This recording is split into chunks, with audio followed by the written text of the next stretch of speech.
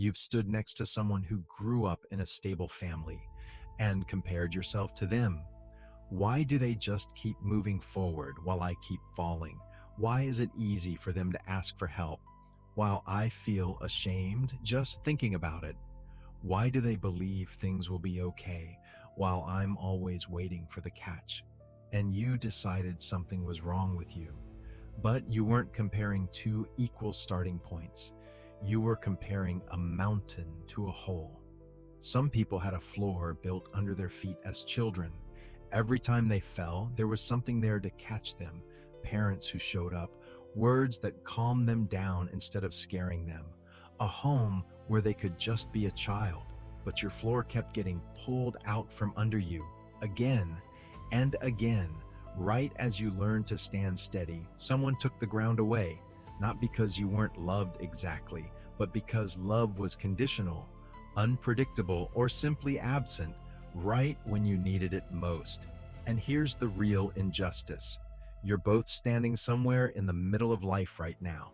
She's at her level, you're at yours, and from the outside, it looks like she's just higher up.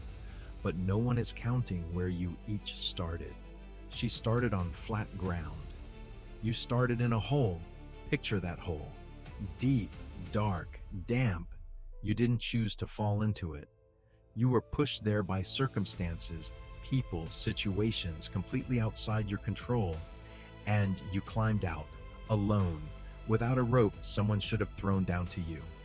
Every inch you climbed wasn't just progress. It was a feat nobody ever witnessed, because by the time you finally reached ground level, the place where others just stood from birth, it already looked normal. You reached what was, for someone else, the starting point, and now you keep climbing, but you measure your height against people who never even saw the bottom of that hole. That's not just unfair, it's mathematically wrong.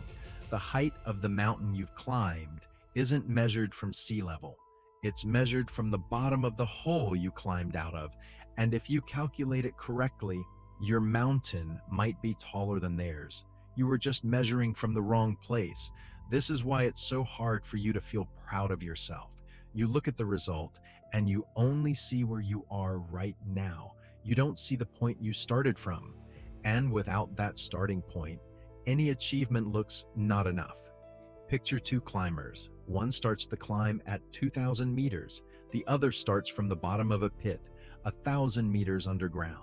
When both reach 1,000 meters above sea level, the first one is still at the bottom of his route.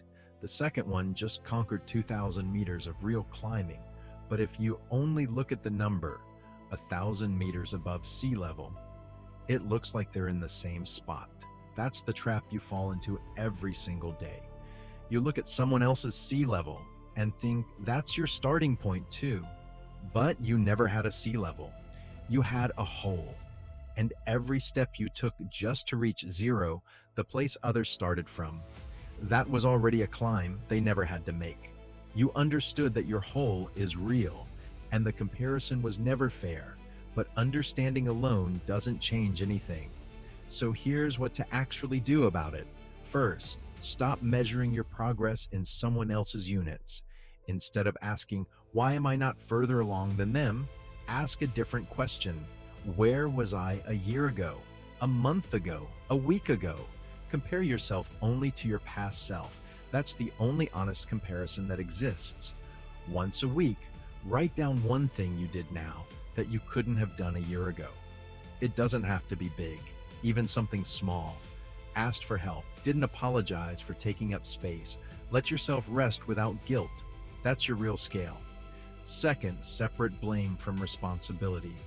You're not to blame for ending up in that hole, but you are the only one now responsible for climbing out of it. This isn't an accusation, it's a relief. Because if you're not to blame, you have nothing to be ashamed of. And if you're responsible, you have the power to change something. Third, recognize the ground level you've already crossed. Write down the things that came automatically to other people, but became conscious work for you.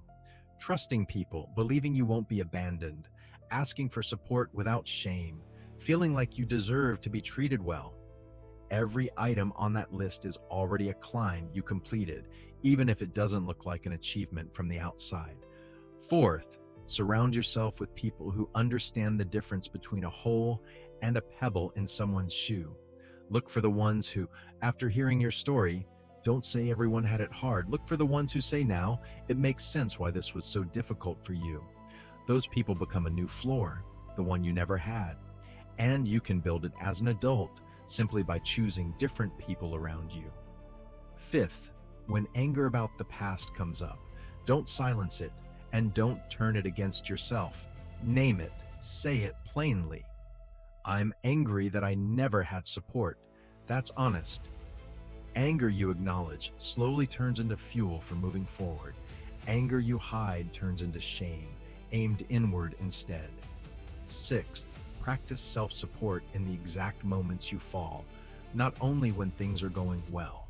That's the moment where the floor used to disappear. Now, your job is to become that floor yourself, to tell yourself what an adult should have said. It's okay that you fell. Get back up. I'm here.